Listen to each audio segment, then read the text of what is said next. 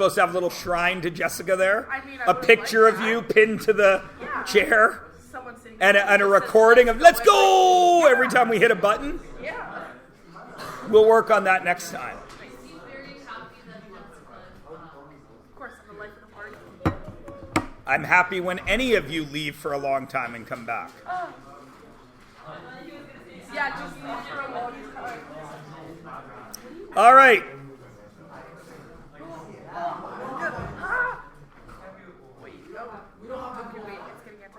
You guys don't have the bomb font? Oh, that sucks. That's bomb font. What does yours look like? Like a typewriter? Lame. All right. You already know how to expand polynomials. Factoring polynomials is reversing expansion, which you already know. What if you were reading this to me in English? How would you read that? Four bracket is not. I want to know what is happening there. 4 multiplied by what? X? That doesn't mean anything to me in English. What does that X represent? Some number, right? 4 multiplied by an unknown number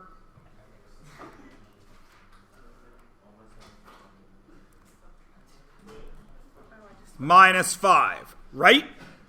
That's what that is in English, yeah? Okay. Soon as you see the word multiplied, you know that you are dealing with factors. Because factors are the things that are multiplying. Okay? Now, in grade 3 or 4 or some crap like that, when you were learning multiplying, 3 times 5, your teacher had 3 words to describe this. One of these was the multiplier, one of them was the multiplicand, and one of them was the product. I do not care about the word multiplier or multiplicand because that only helps if there are only 2 factors.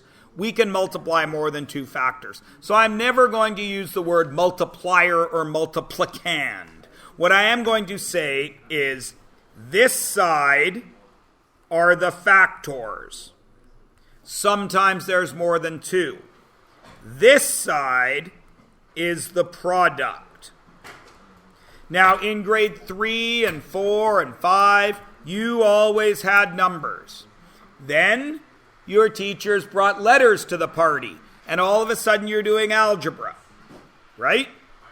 Well, now we're bringing modifications to those letters. This 4 is, of course, a factor. This x minus 5, because it's got brackets and brackets group, is a factor. When you multiply them, as you well know, you distribute and you get 4x minus 20. And that is the product. Yeah? Yeah. Now, we spent a lot of time a couple of weeks ago doing this in actuality. Because this, 4x minus 20, is not real, is it? That symbol, 4, does not mean this, does it? This is 4. This is 4. That is one single thing that represents 4 things, yes? So when we were doing multiplying, I reminded you of these things. Right? And this would look like this. You would have one factor on the outside. 1, 2, 3, 4. You would have the other factor on the other side. 1 minus 5. And then these are the factors, and this is the product. And you would get 1, 2, 3, 4, negative 1, negative 2, negative 3, negative 4, negative 5, negative 6, negative 7, negative 8, negative 9, negative 10, negative 11, negative 12, negative 13, negative 14, negative 15, negative 16, negative 17, negative 18, negative 19, negative 20. And you'd be done. Right? We all remember this, yeah? Okay. We're going to use this for like 1 second today. And then we're going to get away from it. Right? What are these? Factors or products? Factors. How do you know they are factors? Because they're the things that are multiplying. If I wanted to draw it out properly, the factors go on the outside. X, 1, 2. X, 1, 2, 3, 4.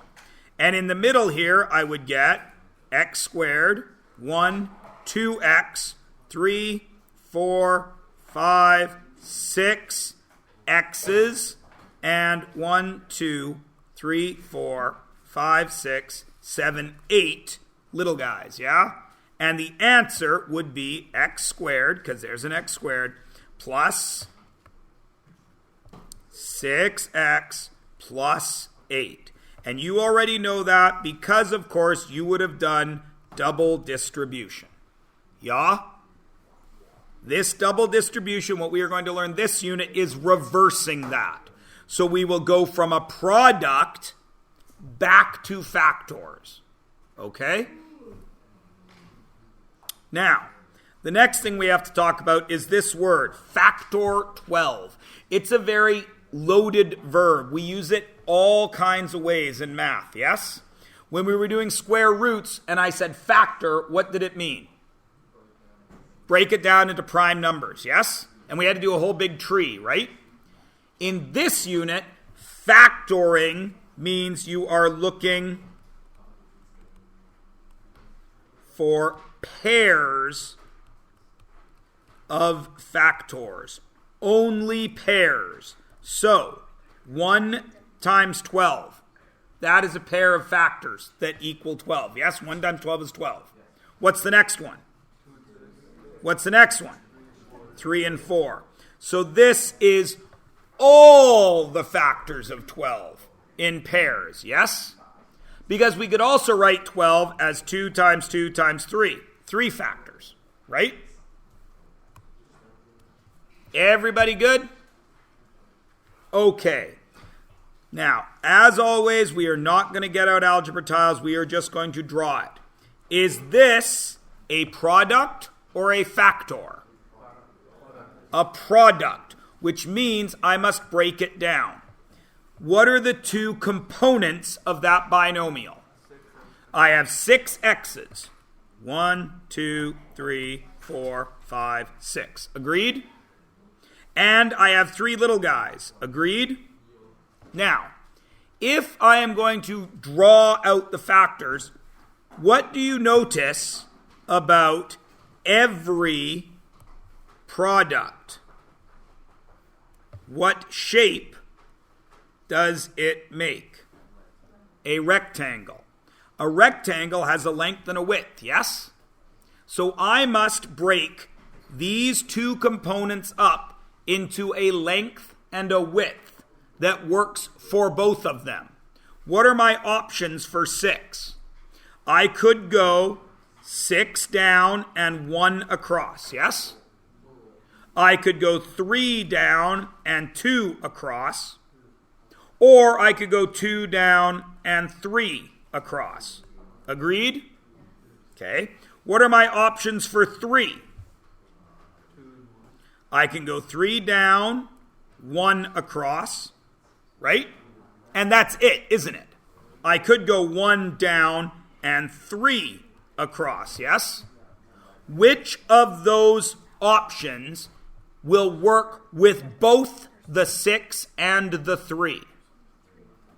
Has to be one of these ones with 3, doesn't it? I cannot go 6 down or I can't make a rectangle, right? So my only options are, option 1 is 3 down and 2 across, yes? Okay. Now my option over here is, 3 down. Did that make a rectangle? Down, over, up, in, up, over, up. Did it make a rectangle? No. So what's my other option? I could go 2 down and 3 across, yes? Everyone agree? Now, if I go 3 across here, do I make a rectangle? Right? I do, don't I? Okay. Factors are on the outside. What's that? How wide is that? 1. How wide is that? 1. How wide is that? 1. How long is that? X. How long is that? X. How long is that? 1. What are the factors?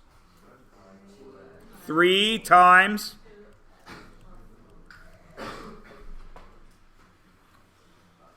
How do I know I did it right? You could multiply it back in. Should I ever hear from any of you ever in this unit? Did I factor this right? Should I ever hear that? Why not? Because you can always check it by multiplying it back through. Okay? Is 3 times 2x 6x? Is 3 times 1 3? So we did it right. Everybody good? Awesome. Possums.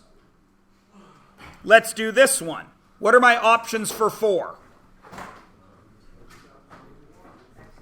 I could go 4 down, 1 across, or I could go 2 and 2. What are my options for 6? I could go 6 down, or I can go 1, 2, 3, 1, 2, 3, or I can go 1, 2, 1, 2, 1, 2. Which of these combinations work together? That one and that one, yes? Observe what I mean.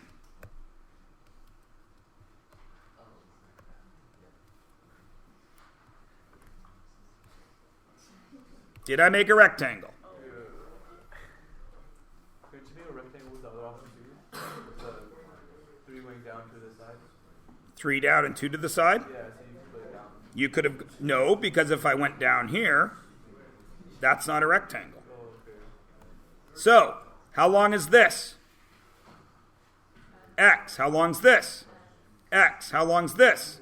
1, 1, 1. How long's this? X. How long's this? X. What are the factors? 2x times 2x plus 3. Did I do it right? How do you know?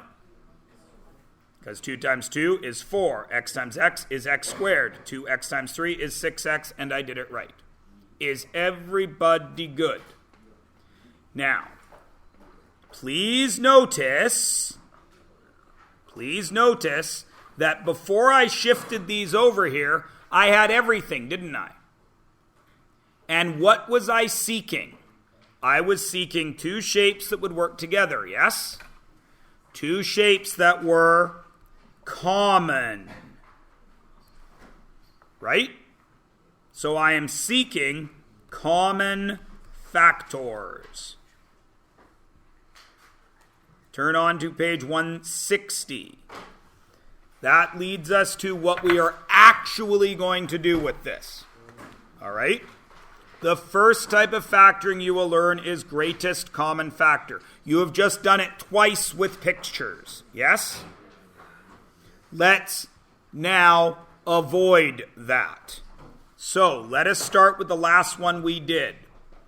We started with 4x squared plus 6x, yes? Everyone agree? And we ended up with 2x times 2x plus 3, yes? Now, please notice, how did I know I was right? I multiplied this in there, yes? Which means that 2x multiplied by that 2x, correct? Which gave me 2x times 2x. Agreed? And then I did 2x times 3, correct? Now, something times something. Aren't those both factors? Something times something. Aren't those both factors?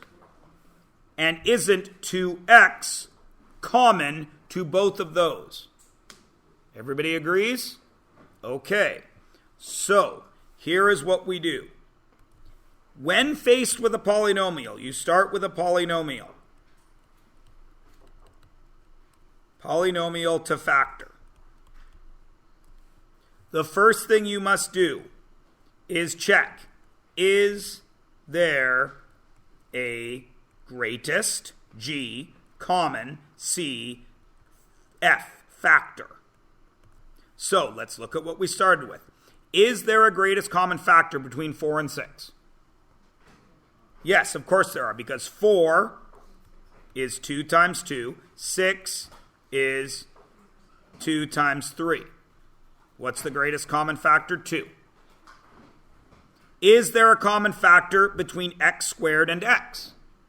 Yes, because x squared is x times x, and x is just x. What's common? An x.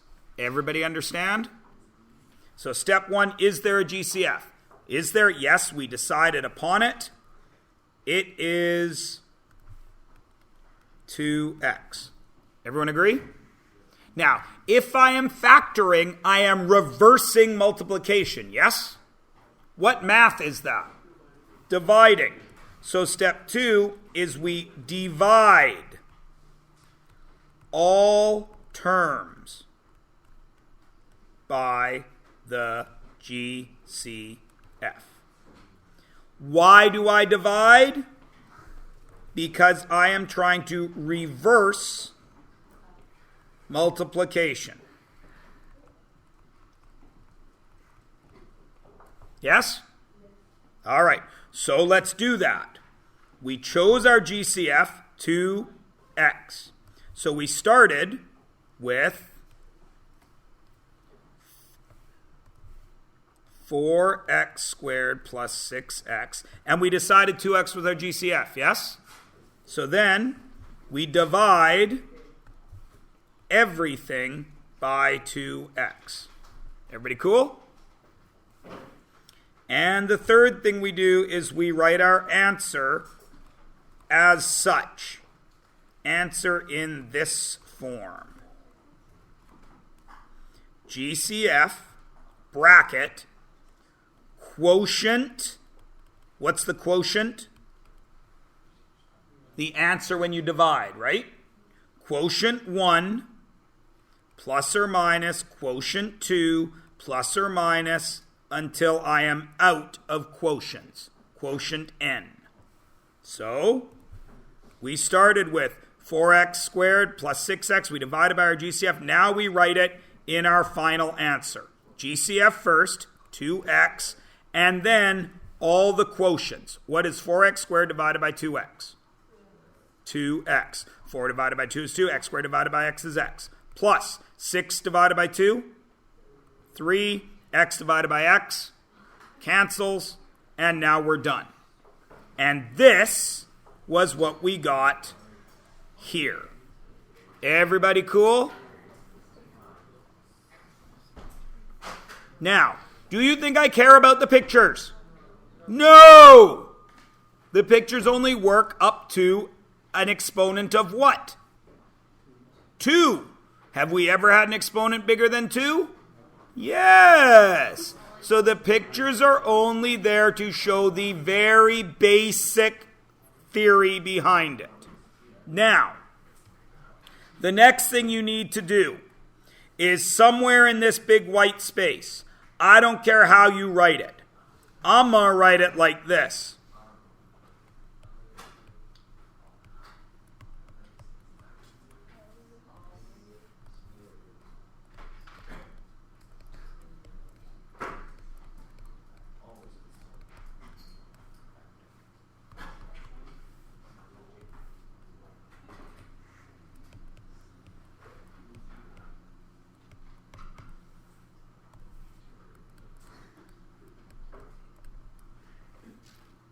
Okay, if you can do the GCF factoring on a polynomial, you do it. When? Any time. What if you're halfway through a question and you notice, hey, there's a GCF there? What should you do? GCF. What if you're almost all the way through a question and you notice there's a GCF there? What should you do? GCF. What if you first look at a question and notice a GCF? Then GCF. What if all three of those occur? Thrice. Then you GCF thrice in that single question. Does everybody understand? Excellent. Now, let us see if you actually understand. Factor that. What is the GCF? Step 1, decide. What is it? 5. Okay. Step 1, GCF equals 5. Step 2, divide all the terms by my GCF. Step 3, bring the answer. GCF, bracket, first quotient, x, second quotient, 1. Done. Easy peasy lemon squeezy. Mr. Irish, did I do it right? Kid, did you? What's 5 times x? 5x. What's 5 times 1? 5. Did I need 5x and a 5? So did I do it right? So should I be asking? No. Now, some of you will say, you're so mean. I'm scared to ask you. Why do I say that? Because you come up and ask me things that you don't need to ask, yes? Like, hey, Mr. Myers, should I have put on underwear this morning? Yes! You don't need to ask anyone that. This one. What's the GCF? 3. Step 2. Step 3. Yeah? Oh, there's 3 of them now. Oh no. I don't know what to do. Except if something works twice in math, how often does it work? Always. So do you think maybe we should start with finding our GCF? Which is what? 3. Oh, I have a GCF. Well, maybe I should divide everything by my GCF like I've done every other time. Oh, look, they all divide by 3. Then maybe I should write my GCF out front and I'd be done. Yeah? And lastly, we've already done this one. Why all of a sudden is there an x? Because this guy has 2 x's, this guy has 1 x, so there's an x in both. So I divide by 2x, I divide by 2x, and I get an answer of 2x plus 3. What about the question is that what happened to us in the 2x here? Where? The one question up. Right there? Yeah. You see an x in 6? Oh, it has to be. Oh, my bad. That's why it's got to be the greatest common factor. All right. Now that you all have seen these easy ones, how difficult is it to apply? Does it matter what these ones look like? No. Check. What is my GCF here? 5x. Why is it only 1x? I can quite plainly see 2x's there and 2x's there. Oh, because that guy only has 1x to give. Why is there no y? I can plainly see a y there and two y's there. Because that guy's got no y to give. So I've got my GCF. I don't know what to do next. Yes, you do. We're reversing multiplication. So what do? Divide by 5x. If only I knew how to do exponent division. Oh, wait, I do know how to do exponent division because we just did a whole unit on it. 5x, and what's the first one? 5y plus 3x minus. Holy crap. Well done. How come this is y squared when I was doing division? There's no y on the bottom to cancel it out. Look at you guys. What's the GCF here? 2. Why is it not a? Because there's no a in the 8. So I divide everything by 2. And what do I get?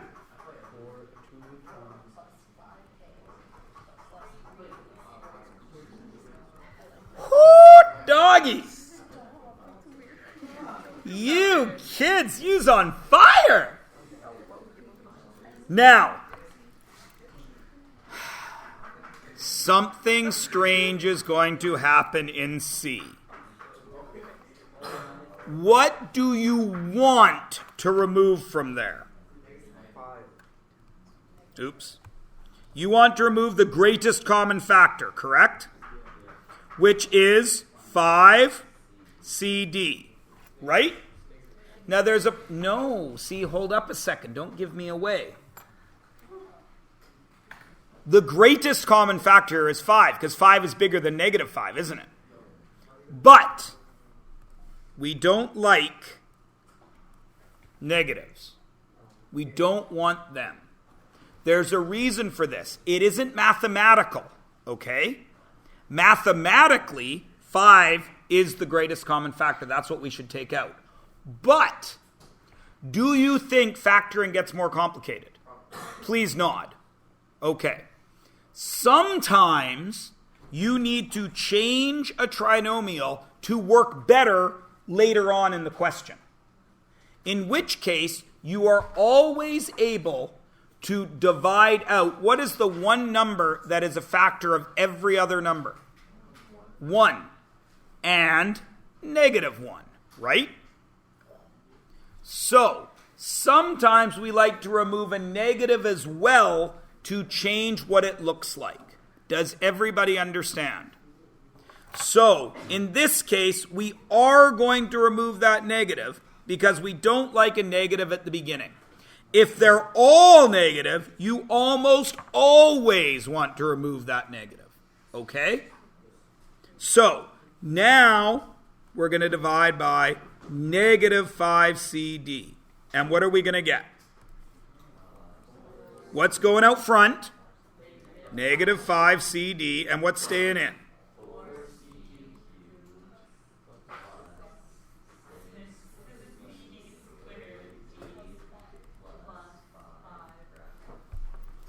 Everybody cool? Everybody good? Everybody can see why, if we remove that negative, then we get all positives, we're happy. Now let me ask you this. What do you think you should do if this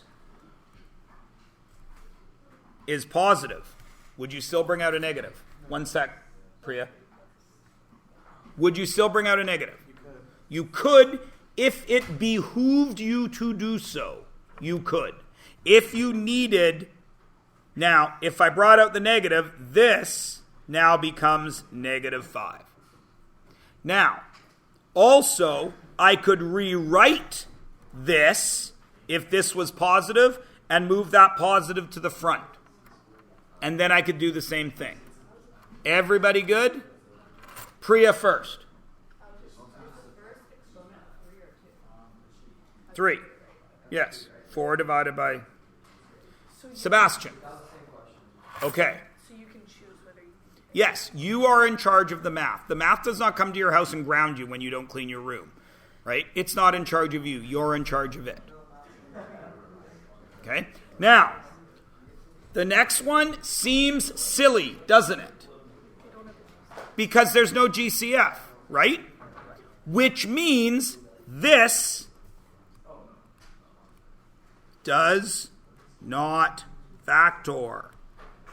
Now listen to me. Because no GCF. It is extremely important as you go further and further in math to understand the difference between the two things I am about to say. Hello, math question. I would like to apply some mathematical principles to you. Hello, student. Go ahead. I would like to divide by your GCF. Ha ha! I don't have one. But it looks like you do. Ha ha! I don't. Can you do math? No, you have to know when you can't do math, even if it looks like you can. Okay? By Monday, you are to have 161 and 162 done. Students are asked to submit their convocation vote to Mrs. Doan by Friday, April 26th. That's tomorrow. Test tomorrow. I will see you all Monday. When I am a whole year older than I am today. There will be a terror district locked to turn into the office. They were found on the field yesterday. The office is going. Just a reminder. Because right now I'm 43 and 363 365ths old.